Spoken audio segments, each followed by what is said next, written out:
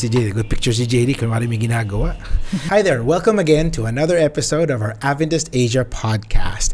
If it's your first time here on our show, we invite you to follow and like our pages on Facebook and YouTube, Instagram, and Twitter, Spotify. Just look for the Adventist Asia Podcast. On this episode of the Adventist Asia Podcast, I'm here with Ate Necy, who works for our division. Welcome to our show today. Thank you, Tony, for the invitation and for the opportunity to be part of your episodes, podcast Thank you. episodes. But it is our episode, ma'am. This is the first time for me. It's okay. And I could not say no to JD Oh, you because shouldn't. I've known him since he was like maybe in preschool. So do you have some stories for us about Oh, JD? yeah. Oh, okay. Maybe You for want a me to different share? podcast. Maybe for Okay, a different. next time, I'll next have him time. sit here and then Yes, you can next time. tell us the story. You've been working for our church for quite some time. Mm-hmm. Could you give us some background about you, where you grew up, and maybe some details about your family? Okay, my family comes from the Quezon province. My mother from Lucena and my dad from Mauban, Quezon. And from what I heard from their stories, they were converted through evangelistic crusade. And my father's side, all of them, family members were baptized. But my mother's side, only I think two, her mother, my grandma, and two of her sisters. Mm-hmm. So four of them. So you're but I grew up in an Adventist. You are second gen Adventist. Yeah, second generation Adventist. This is from your grandparents? Yes. Oh, wow. Mm-hmm. So that was like how many years? I mean, in what year was that? Oh, I don't know. You don't know? Remember. Okay, well that's long, good to know. Long time ago. Yeah. So what helped you, or what guided you to be involved within the Adventist church, like working with the Adventist church? Okay, like I said, I grew up in an Adventist home, and my father worked as a mission treasurer as well as ABC manager. And then in 1980, he was called to serve in Africa, Eastern Africa Division. And so all of us went with him. We were assigned in Uganda. And that time, just when we came to Uganda, it was after the, Idi Amin time. Mm-hmm. So it was not that safe to go there. So my relatives were saying like, why are you going there? But my father was really committed. And I think that as a young girl, young, I was in high school at that time, that instilled in me the love for mission and to serve God. That's why when I was already working at North Philippine Union Mission, I was called to serve as an AVS also in Africa Indian Ocean Division, and I served there for 1 year.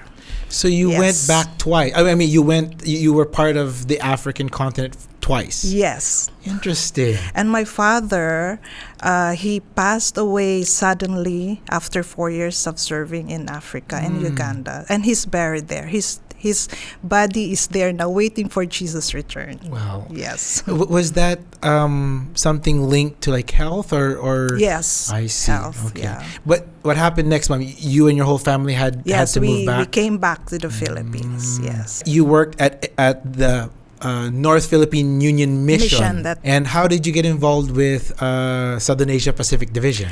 Okay, so right after graduation, maybe a month, I just took a month off after graduation. So I applied at NPUM and I was accepted as one of the office secretaries. And then I served there for, I think 5 years. I can't remember. And then I got married. I met Frederick there. He was called to Mountain Provinces Mission as treasurer. And then after 2 years there, he was called here at SST. Okay. That's why I'm here, because of my husband. Okay. Yeah.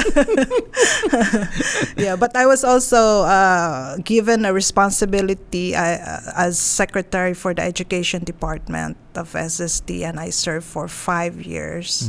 And I was transferred in the Secretariat in 2004. 2004. And from there, from 2004 up to now, I'm still with Secretariat. So what is now your major role right now Okay, my major role, job description is, of course, records management. I coordinate the functions of the archives and records management, functions of the Secretariat, and of course, I handle the minutes, agenda, and all types of records. How complicated is that work? Well, if you work with records, it's quite complicated.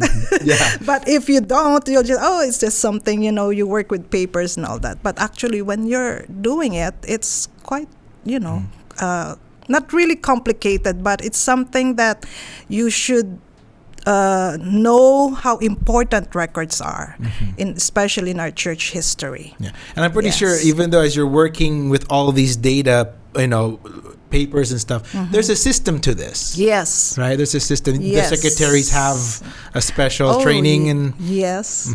We have policies. We have processes that we have to follow. It's not just something a department will transfer the records that have rich retention in the office, but transfer it in the record center. It's not just about transferring. It has to follow the process of transferring and preservation. And in 2022, the General Conference granted us level 3 accreditation. But before that, we had to prepare so much. What's the accreditation for, Ma'am? Because there's these levels. What does that give us? Level 1 is emerging, emerging archives and record center, meaning it's just starting. And then 2 is recognized record center, and the third level is approved, meaning there's a what they call criteria for that to be able to get that. It's a long one, and we have to do that some other time. I'm just very curious at the moment. Like, what's the benefit of us reaching level 3? Okay, if we have now we are on level 3, so that means we can open it for research. Oh, yes. Okay, I see where you're going with it. So it's like legitimate data. We're now in the encyclopedia. Okay. I So see. that's why our record center and archives is open to researchers, and they've used our records, especially for doing the encyclopedia as the encyclopedia. Yeah. So that's one side of your work. What's the other side? Other side is it's also about records, but more on the digital side is the Adventist. I coordinate the Adventist Church Management System for the division. ACMS. Okay. Yes. And so what's that now? What is that in our perspective of our church? It's the official membership software that has been launched by the General Conference, I think 2012 or 2013, and it's used globally as the official membership software for the church. Yeah, so... I mean, Mom, I remember when I was a kid, every year, I think it was every year or every quarter, the clerk in our church would go through the records. That was done manually. So now there's an app, or there's a process to getting it to you in digital form. It's the software. We have launched it. We launched it in the division last 2016 officially, and we did the implementation the following year, 2017, and it's now the software membership that the division is using to report to the GC. Yeah. What were some of the challenges in trying to, get the church on board using this ACM or this digital platform for our membership? Oh, change is not easy. So some of the challenges we face is, of course, training. And, this is a web-based software. So internet connection is really needed. And we have, in the division, churches that are in remote places. So how can they access this, software and do the updating of membership? So that's one of the challenges, how we can resolve that and how we can help those churches up in the mountains and in remote places, to get this, to get the membership updated in ACMS. And of course, some churches were quite resistant, of the change because they want to stick on the manual, on the manual. way of doing it. Yeah. What now are some of the benefits for our church for having a digital media, a digital membership platform?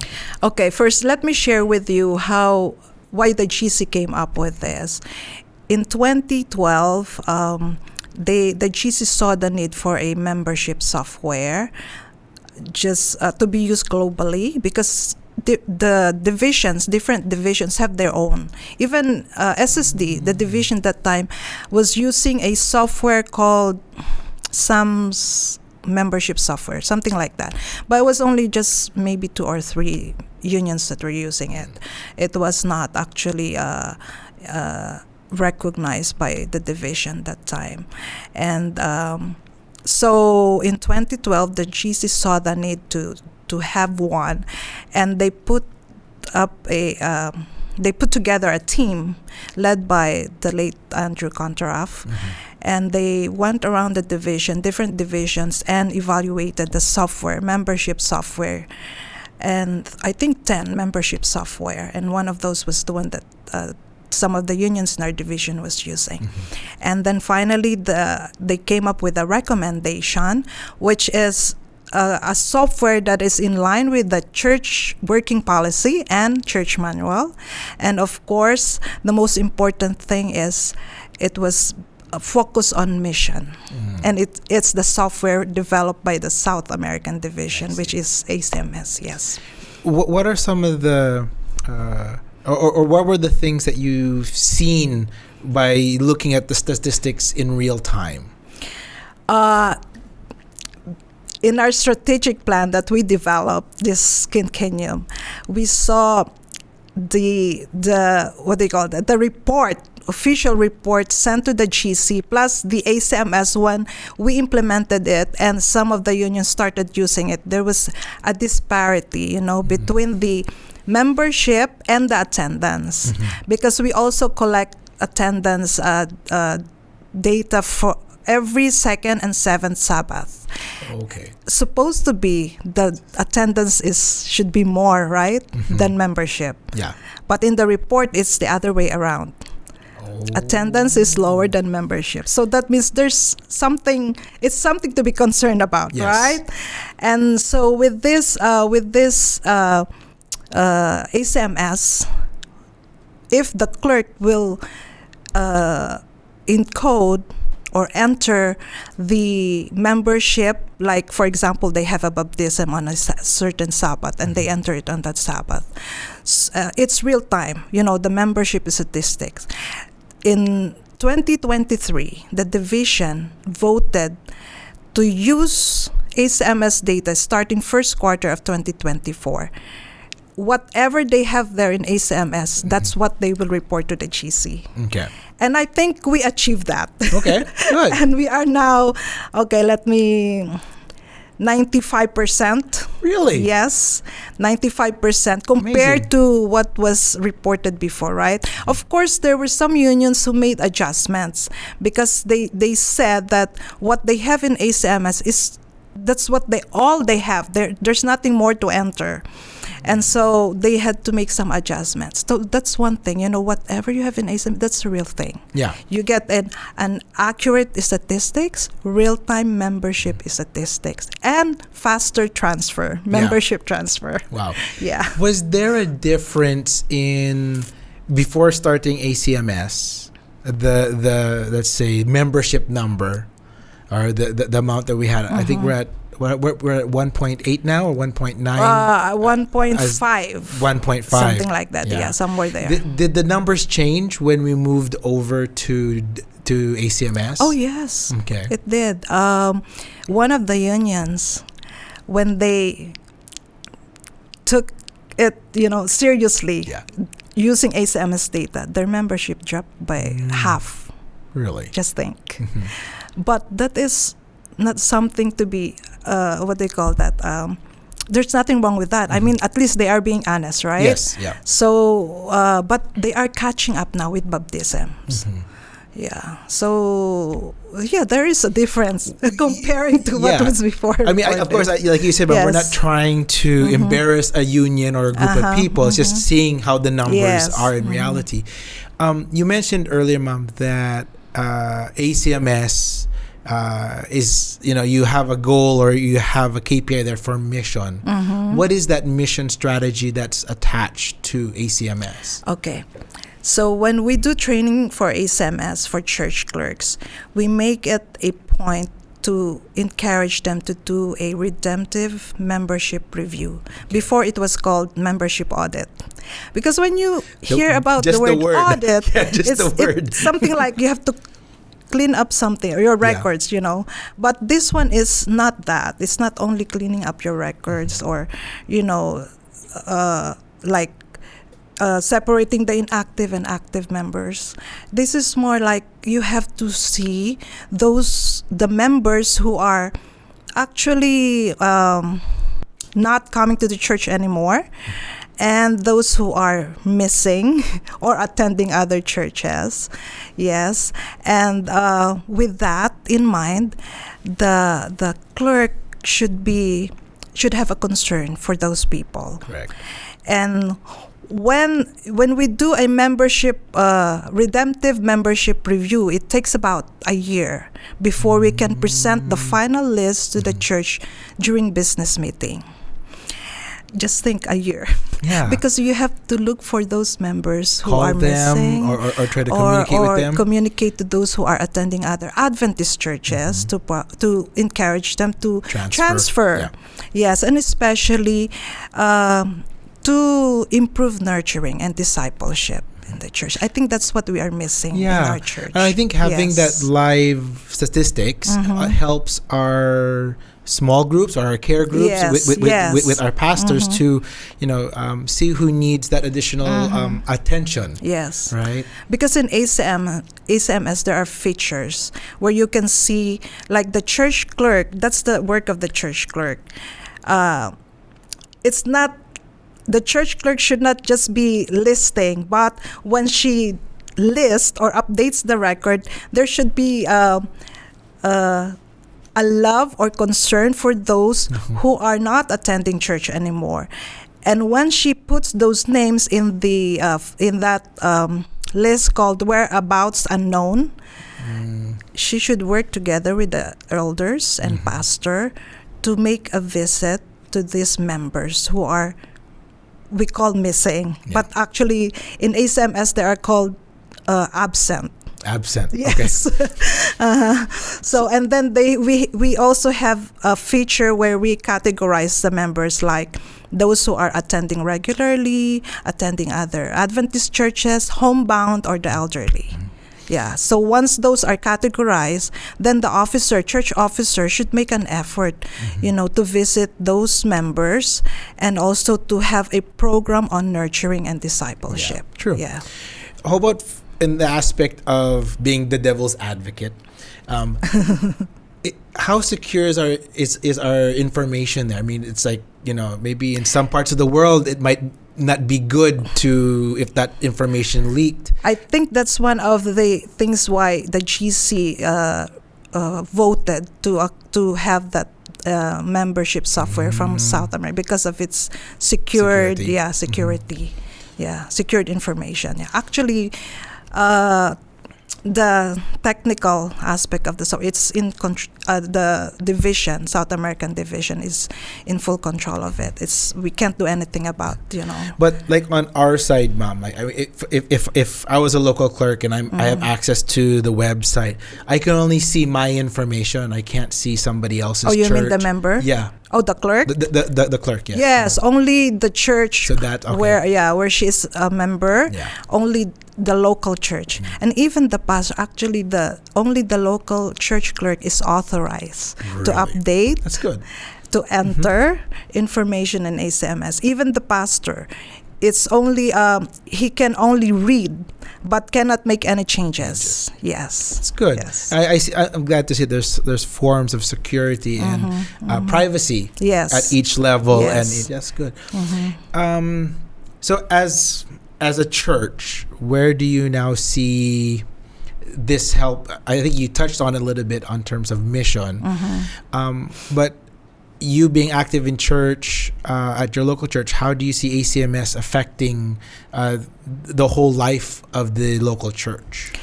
Okay, now if a local church is intentional on using the data in ACMS, I think there will be more programs on nurturing and discipleship. Because what I'm seeing now in our churches is more baptism, but nurturing is not really neglected, but it's not so much, they've not given so much attention on nurturing and discipleship. Yes, outreach activities, evangelism. That's fine. I mean, that's one of our goals, right? To bring more souls to... It's one of our outreach ministries. Brings more souls to God's feet.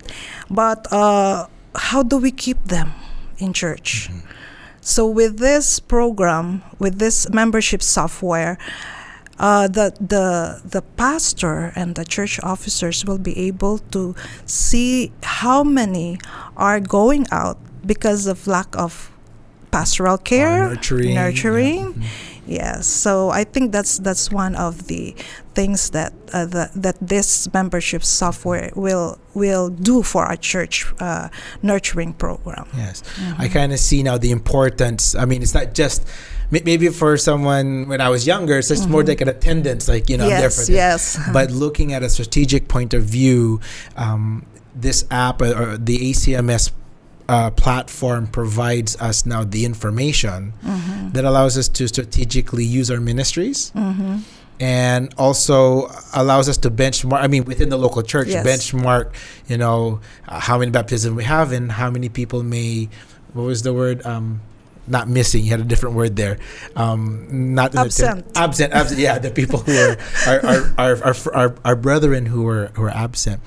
Mom, would you have some input or some inspiration for some of our church clerks and maybe for our local church elders to use this platform in the best way possible for mission at their local church? Okay, let me share with you. Two of our leaders in the JAR conference, I'm not going to mention, but one of them said, let me check her. Sure. Just to make sure that I have the Go right coding. No problem. Okay. One of them said, it is very unfortunate that the church keeps better track of its money than its members. Another one said, Facebook knows more about our members than we do. Well, the first one, keeping track of the finances of a church is not bad, because that's how we should do it, because we are stewards of God's resources, right?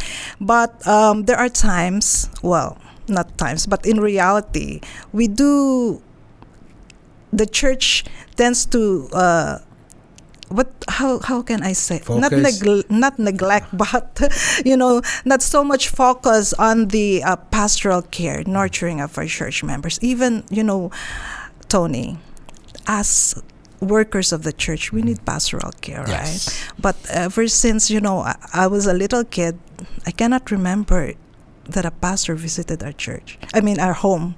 My dad was a treasurer of the mission, but I really could not recall until when I came here in Tubuan.